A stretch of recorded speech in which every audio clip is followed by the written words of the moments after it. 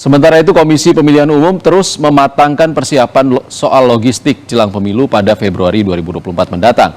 Lebih rinci soal pengadaan logistik pemilu tahap 1 yang kini sedang dilakukan KPU akan dijelaskan jurnalis Kompas TV Irianda Mardanus langsung dari gedung KPU RI di Menteng, Jakarta Pusat. Irianda, KPU telah menetapkan jadwal produksi dan distribusi logistik pemilu 2024. Ini dimulai sejak kapan dan sampai kapan, Irianda? Ya, betul sekali, Ihsan.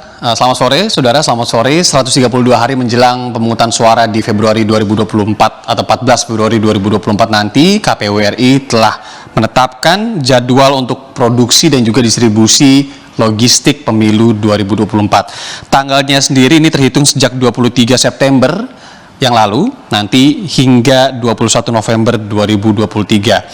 Untuk durasinya sendiri, untuk produksi dan distribusi ini berlangsung selama 60 hari. Ini adalah logistik tahap pertama.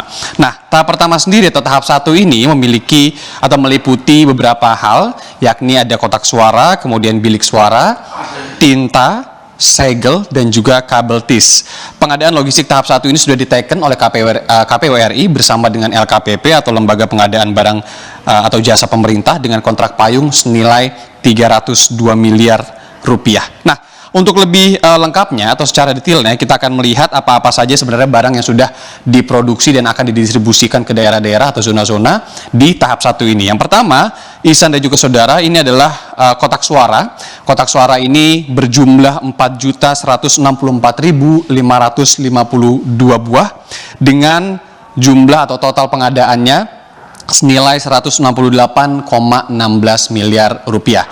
Yang berikutnya tidak kalah penting adalah bilik suara tentunya. Nah, bilik suara ini diproduksi mencapai 3.280.644 buah dengan total pengadaannya 53,17 miliar rupiah.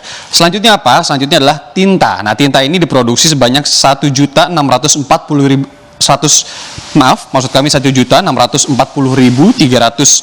botol dengan total pengadaan senilai 18,39 miliar rupiah.